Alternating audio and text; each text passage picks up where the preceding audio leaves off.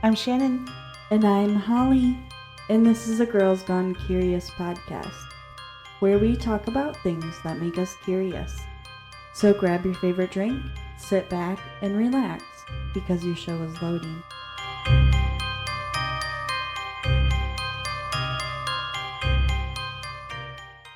Today's episode includes the following trigger warnings: mentioning topics of bodily harm, suicide, self-harm, physical abuse, death of a child, and murder. This podcast is not suitable for children. Please listen with care. We do apologize if we say any of the names or places wrong in today's cases. This week's true crime episodes landed on outside the U.S. Both of today's cases will be taking place in Canada. Let's get into it. For our first case, we are going to discuss Veronica Lynn Kaye. This case is a missing persons case, and so there's not a whole lot of information. Veronica's parents had divorced when she was younger, and she had gone to live with her grandmother in Etobicoke, Canada. Veronica was an 18-year-old girl who was full of life, loved her grandmother and her friends. She was silly, sweet, gentle, and full of joy. She was working a few part-time jobs, and Veronica was planning on attending the Humber College, which she was accepted into. November 7th, 1980, would put a halt to Veronica's plans for her future. That morning was like any other morning. She saw her grandmother before heading out to go shopping. Veronica was going to go to a party that evening, and she wanted to go shopping for an outfit. Veronica would head to the Square One Center in Mississauga. She stopped in at the Cherish Photography Studio that her friend worked at, in the same mall. This particular area was Hensall Circle and Dundas Street East. Side note, during this time period, several people stated that hitchhiking was how many kids got to places. If they didn't have a car, a friend that had a car, or their parents were driving them, they would hitchhike all over. Veronica would ask her friend to go to the party, and the friend asked her if she needed a ride. Veronica said that she was good because she had a ride. She pointed to the van parked out front waiting for her. She said she had to run, walked out, and hopped in the van. Veronica said goodbye, and that would be the last time anyone that wasn't the killer saw her alive. Veronica would be reported as a missing person by her family and would remain so until October 9th, 1981. At the time of her disappearance, Veronica was wearing a red ski vest, maroon blouse, blue jeans, and white running shoes. Two men walking their dog saw someone lying on the ground. There was a female in a shallow grave in a wooded area. One of them would contact the police. This area was southeast of the Humber Station Road and Castle Dirk, or west of Bolton. The Ontario Provincial Police, or OPP, determined once they arrived that it was Veronica, and she had been found. She was wearing the same clothes she was wearing on the day she went missing. It was determined by the medical examiner that her skull had been crushed in and pinky finger was shattered. Veronica had died from blunt force trauma to the head, but she fought hard for her life. She had several injuries to prove how much she fought her attackers. The OPP at the time offered a $50,000 reward for any information relating to Veronica's case that leads to an arrest. In the early 1990s, the OPP asked the public for any new information. They did have a suspect who happened to be a painter. He had strong ties to the area and was seen by many on the day of Veronica's disappearance in the same area. He had passed away, though, by the time the investigation was fully looking at him. The OPP had contacted a well-known psychic, and they had explained that the killer's van had writing on it and was a white van. Later, police decided to show a piece of evidence that could be the key to unlocking the mystery of who took Veronica's life. When Veronica was moved, underneath her was a button. Not just any old typical boring button. This button was definitely not one from her clothing or any of the officers, examiners, family, friends, etc. The button is a mixture of silver and gold with a symbol on it. The symbol is either the number 8, an infinity symbol, or a snake. DNA testing wasn't available at the time of Veronica's disappearance, but the OPP is moving in that direction to have DNA analysis completed. Hopefully this will lead to more answers and to find who took Veronica's life. The $50,000 reward is still being offered. Anyone with information about the case is urged to call the Ontario Provincial Police at 1-888-310-1122 or Crime Stoppers anonymously at 1-800-222-8477. There's a lot of unknowns. Yeah, and I really dislike doing unsolved mysteries or unsolved murders just for that fact that there is so much information that's unknown. Yeah, and that police aren't giving any more information. I understand why they're not, that they can only release certain things, but it's really frustrating because there's no information on the painter, the name, the company he worked for, because maybe there could have been another person that was working with him that had the van that day, although he was seen in the area. Yeah, there's just a whole lot of things going on that are unanswered. Thing I was curious about is they went to the psychic to get the description of the van. Did they confirm that with the friend that saw her get into the van? I believe so.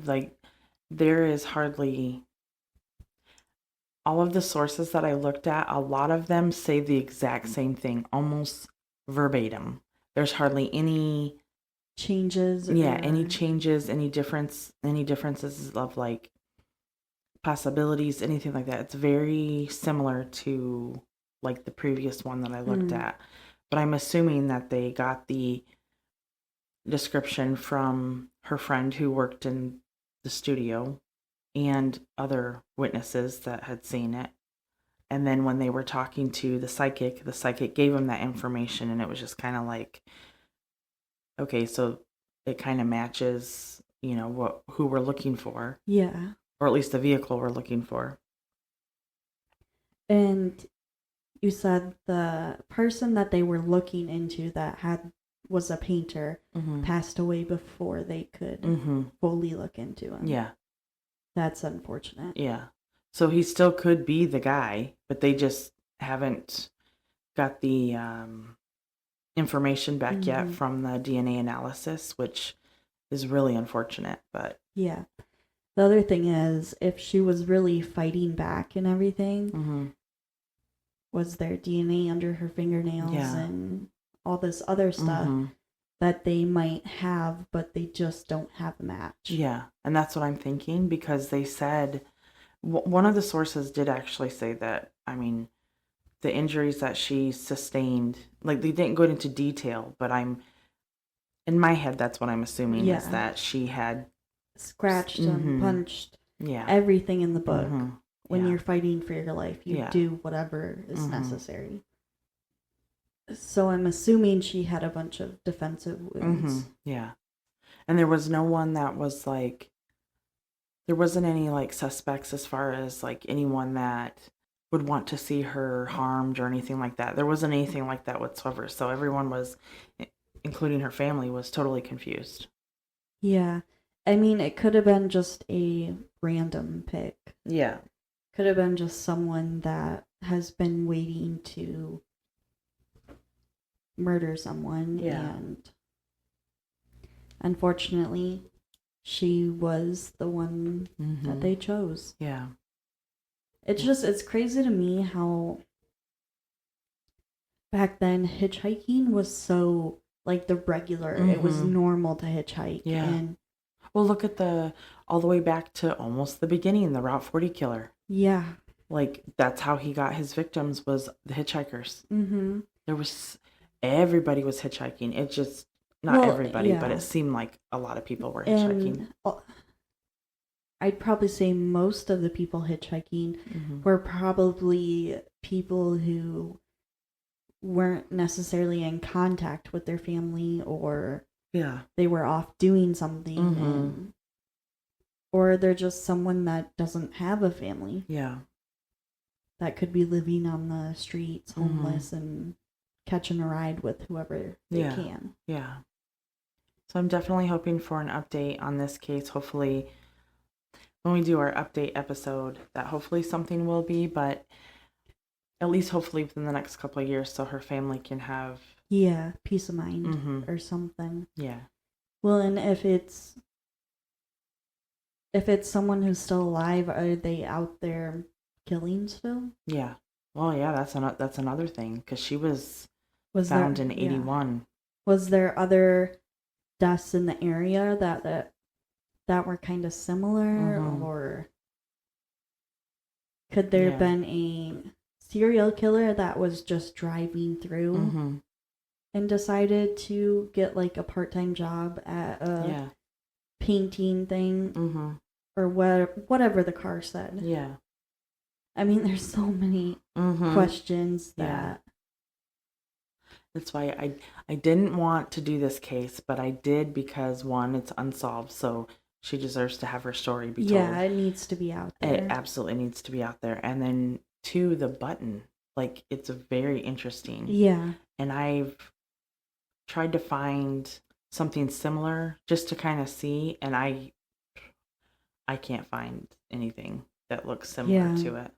And the thing is, it's a button, so I don't think they'll be able to find a match. Yeah. Because if that person was wearing, was it like a small button, or or a big button, like a button off a coat? Yeah, it could have been a button off of a coat, or maybe like jeans. Yeah, I was thinking that. So it looks like it's a heavier button. So definitely a coat or like a pair of pants. Okay. So if it was from a coat and a Mhm. button fell off, that person could have taken that coat and Mhm. went wherever they went, and Yeah. or sold it. It could be Mhm. gone. Yeah. It's just unfortunate. Agree. I think that was pretty much all there's like so many questions that I know won't be answered. Unfortunately, yeah. And it didn't appear like she was sexually assaulted. No, I mean, from my understanding is she was still fully clothed. So I'm interpreting it as she was killed that day. Like, in passing, or... Yeah, I don't know. Sometimes it feels weird to me that people kill without sexually assaulting sometimes. Yeah. Mm-hmm. When they specifically go for like a girl or something like that. I mean, I'm glad she wasn't before she died. Yeah, absolutely. Okay, I guess moving on to my case. This is going to take place in Medicine Hat, Canada. Strange name, but I have said this before, but almost every kid goes through a rebellious stage. Whether that's dressing in a style that's against your guardian or parents' wishes, or just doing something they didn't approve of. Around the age of 11, Jasmine Richardson began changing her bright colored clothes in for dark colors like black. She began listening to punk rock and visiting social media sites like MySpace, where she would claim that she was over 15, but obviously she wasn't. Eventually, she started talking to older men, going as far as officially dating an older man. Someone that her parents didn't approve of. They would try to stop all communications and meetups between the two of them. However, it would just make their relationship stronger. It would also make Richardson despise her family more, even to go as far as murder. Jasmine Richardson was born on October 21st, 1993. Some sources do say she was born in 1994, but I'm like 95% sure it's 1993. Her parents were Deborah and Mark Richardson. Deborah was born in 1958 and worked as a nurse. Mark was born in 1964 and worked at a gas plant. Together, they were active members at their church and had been married for 20 years. One source said that before having kids, Deborah and Mark did have a drug abuse problem, but I don't know how true that is. And if it is true, they cleaned up before becoming parents to their kids. After Richardson was born, they would have a boy. Tyler Jacob was born in 1998. He was described as the class clown and a very goofy kid. Basically what every other 8-year-old kid was like. Before the big change took place in Richardson, she was a bright student with honor rolls, was an overall good kid that never really gave her family any problems. But things would change in the summer of 2005. When visiting the mall with a group of friends, they ran into another group of people. This group was dressed in pretty much all black and fit into the subculture of Gothic. She would become obsessed with it. Like I said earlier, changing her clothes into pretty much all black, wearing dark makeup, and visiting chat websites where she could talk to older men. She would start to argue with her parents more often and not follow rules at school. One of the sites besides MySpace she would visit was called vampirefreaks.com,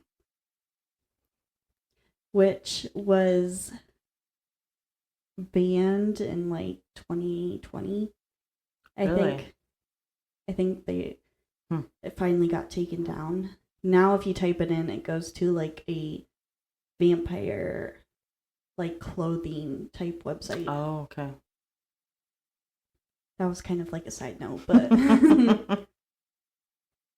in her about information, she would say she liked hatchets, serial killers, criminal psychology, blood, moonlight, human anatomy, and kinky shit. She would also mention that she was bisexual and a Wiccan.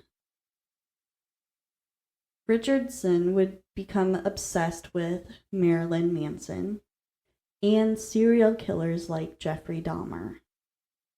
Online, she would post many inappropriate images for her age, one of them being holding a gun while claiming to be 16 years old. Many people believe she met Jeremy Steinke on one of those websites she visited, but they were actually introduced by a mutual friend. In January of 2006, they met at a punk concert and began dating after that. Steinke would claim that he didn't know Richardson's real age, but many friends of his would claim they told him her age and told him that it was inappropriate and he needed to end it. But he never did. Richardson would sneak out of her house to see him, and they kept in regular communication. Jeremy Steinke was born on January 15th, 1983 in Medicine Hat, Canada. This made him 23 years old when Richardson was only 12 years old. What the fuck? His mother was his primary caregiver. They would often move, causing him to never really have friends. His father was in and out of his life while his mother would get together with multiple different men. Most of them would be abusive towards Steinke. His stepfather once locked him in a deep freezer. Another ex of his mother would abuse him, and he would fight back, breaking the ex's arm with a lead pipe. His mother claimed that he suffered from abuse since the age of 2. Getting abused at home and bullied at school, he would turn to cutting himself, even trying to hang himself at one point. At 13, he was diagnosed with depression and hyperactivity. Steinke would get into drugs and alcohol at the age of 14, doing shrooms, ecstasy, acid, and marijuana. Dropping out of high school, he would try to get a job but would remain unemployed. And he would eventually meet Richardson.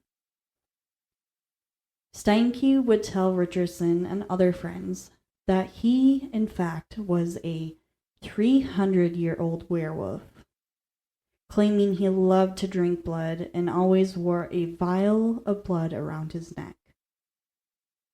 Not surprisingly, Richardson's family did not approve of this relationship at all.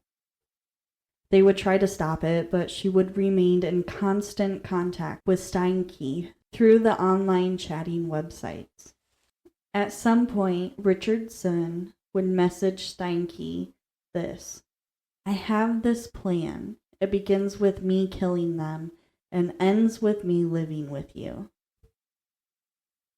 In response, Steinke would tell her that the plan needed to be more detailed than that. They had to come up with ideas to actually do it. Steinke would post this to one of the sites: "Their throats I want to slit. They will regret the shit they have done, especially when I see to it that they're gone. They shall pay for their insolence. Finally, there shall be silence. Their blood shall be payment." Their plan would take action on April 23rd, 2006. Steinke would sneak into the house through the basement wearing a neoprene mask. When entering, he encountered Deborah first. He would stab her 12 times. She had stab wounds to her chest. The sac around her heart was punctured, and her aorta was slit. Mark would be next to die. He came down the stairs to the basement, hearing the commotion and screaming. Mark would try to fight back with a screwdriver he found nearby, but ultimately, he would be stabbed 24 times in the neck, eye, chest, and groin area. In his dying breath, he would ask why, and Steinke responded with, "It's what your daughter wanted." Now, the next part has 2 different stories. Richardson said she was ordered by Steinke to kill her 8-year-old brother Tyler, who at the time was upstairs in his bedroom. Steinke would say that he stood in the doorway and watched her kill Tyler herself. Later, Richardson would admit to killing her brother because she couldn't just leave him as an orphan. Another version of events was Richardson was already stabbing and killing Tyler before Steinke even got upstairs, meaning that Steinke was killing her parents while she was killing her brother. Tyler would be stabbed in the face and chest, along with his throat being slit. After killing the family, they would have sex before leaving and attending a party. At this party, they would brag about just killing her family, and they began kissing intently, making people uncomfortable. Back at the Richardson home, a young boy would be passing the house when he noticed something suspicious. In one source, it says he was visiting their house to see if Tyler wanted to come out and play, and that's when he would see the bodies. Another source said he was just passing by when he saw someone breaking into the basement of the house. Either way, the boy would run back home and tell his mother, and his mother would call the police.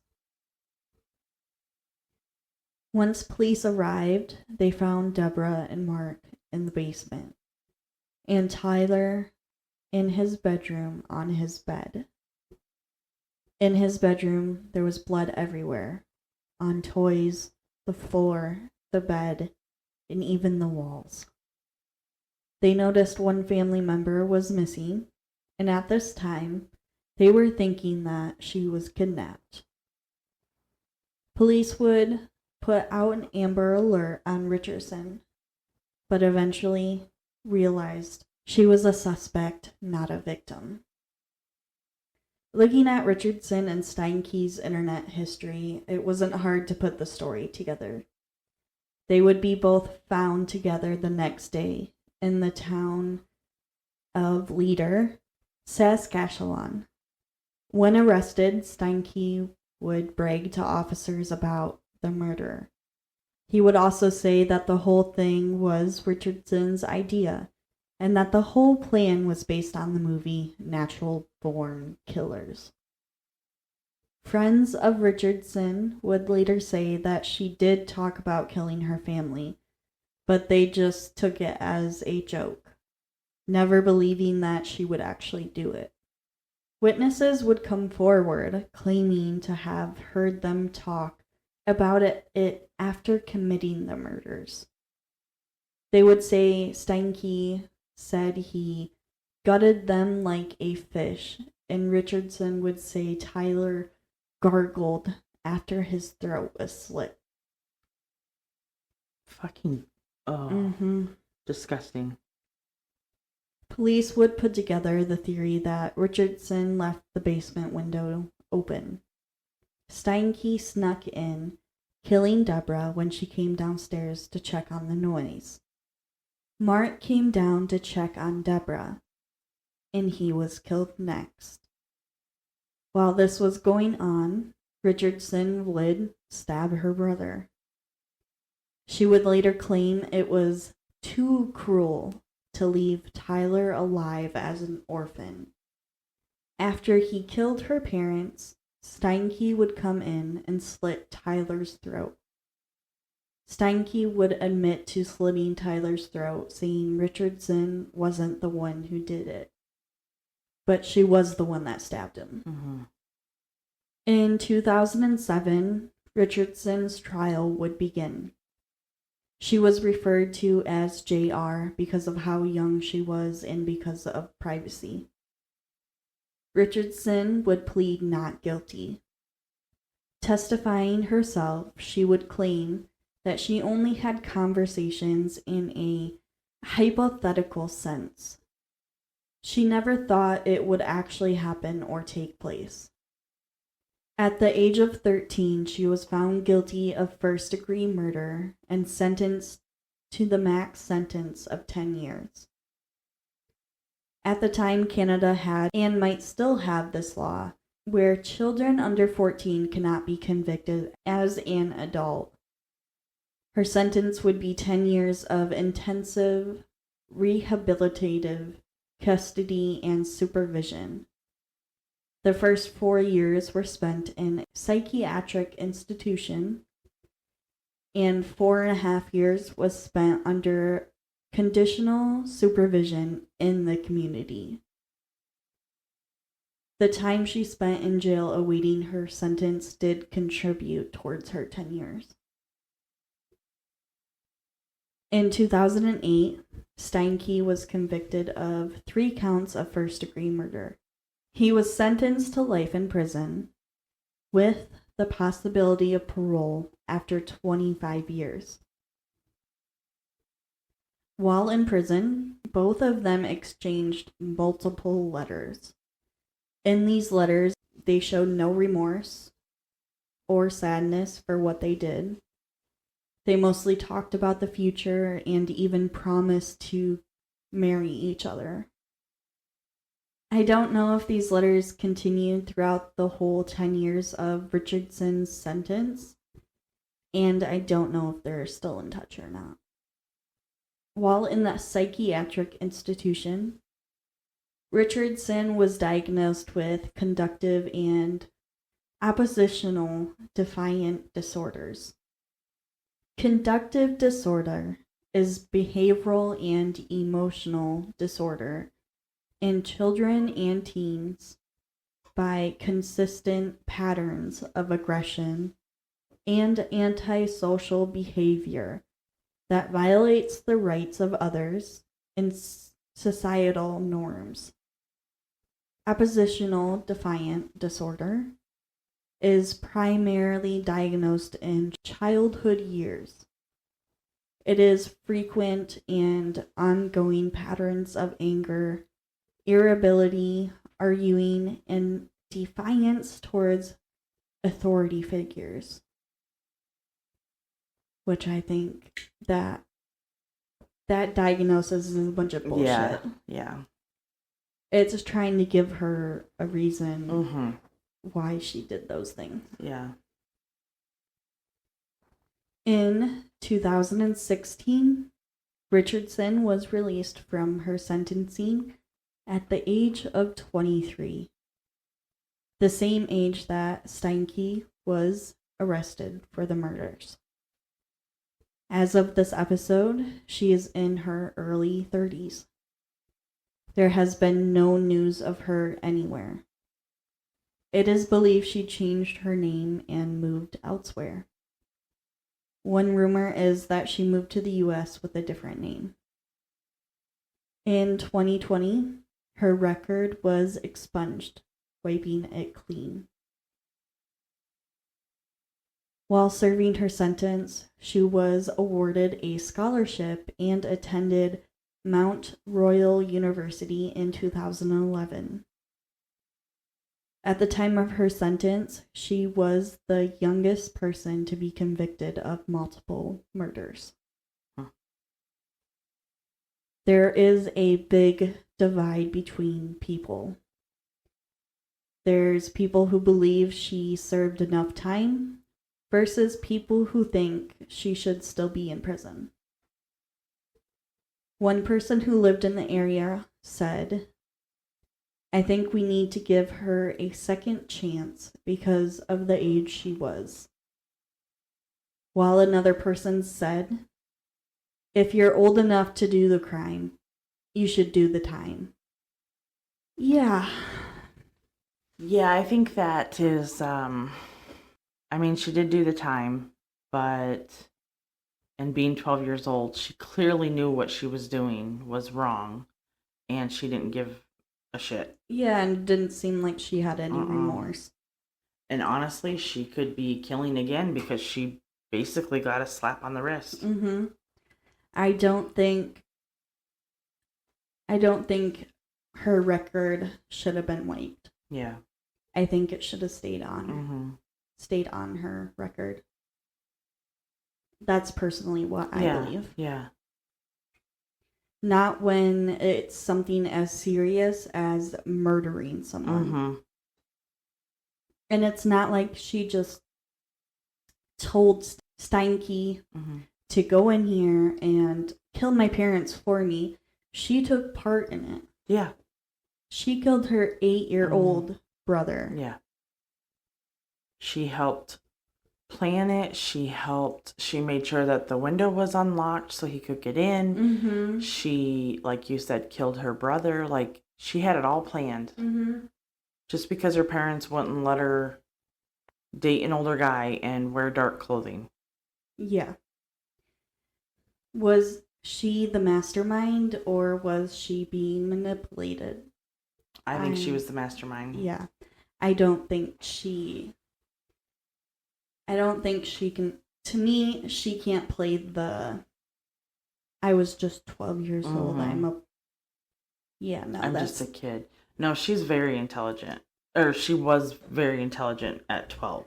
Yeah, especially if she had good grades, was on honor roll and everything. Mm-hmm. She knew what she was doing. Mm-hmm. She was only 12, but that doesn't excuse what she did. Even just talking about her killing her parents is bad enough. And once again, another scenario where they're literally talking about killing people and nobody says a damn thing. Oh, we just think it's a bad joke. How is it a joke about killing somebody? I've never understood that. Like, and then when they actually did kill her family, nobody called the police when they're bragging about it. Yeah.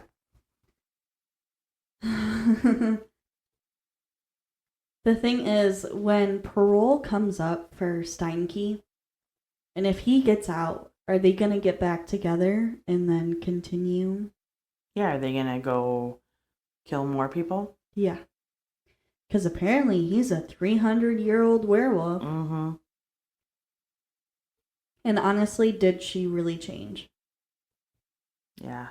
She spent the 4 years in psychiatric institution. Yeah. And then she basically lived out in the normal world just under supervision. Yeah. So no, I don't think she did. I don't think she changed. And like I said earlier, the letters showed no remorse, no sadness, no nothing. Yeah. And then the fact that she admits to killing her brother because he would be an orphan if she didn't.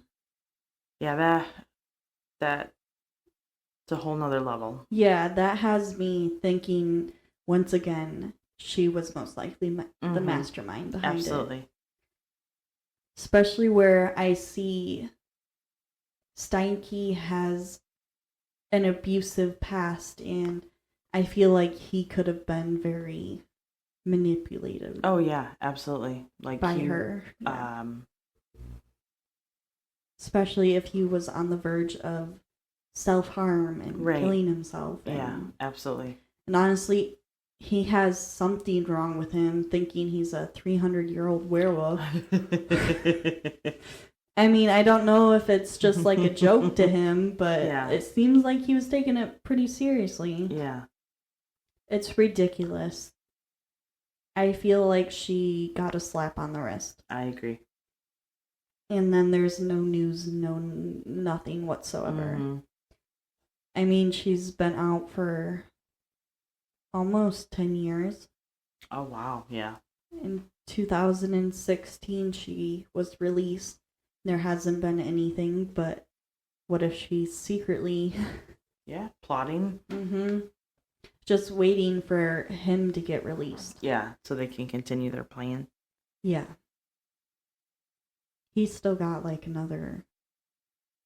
So he'll almost be in for 20 next year. Yeah. So that means like another 5 years he could possibly be getting out. Yeah. That's horrible to think about. It's so weird how like our laws compared to other countries' laws. Absolutely. So different and weird, and I'm still reeling over the fact that she only got 10 years. Yeah.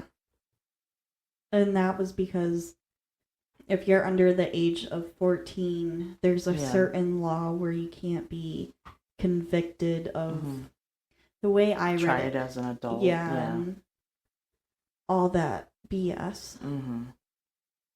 Once again, before we go into our closing, anyone with information about Veronica Kaye, we urge you to call the Ontario Provincial Police at 1-888-310-1122 or Crime Stoppers anonymously at 1-800-222-8477. Our hearts go out to the victims in these cases and all individuals affected. With that is all we have for today. Thank you for listening. If you have any questions or comments, you can find us on Spotify, YouTube, and Instagram at Girls Gone Curious Podcast. Until next time.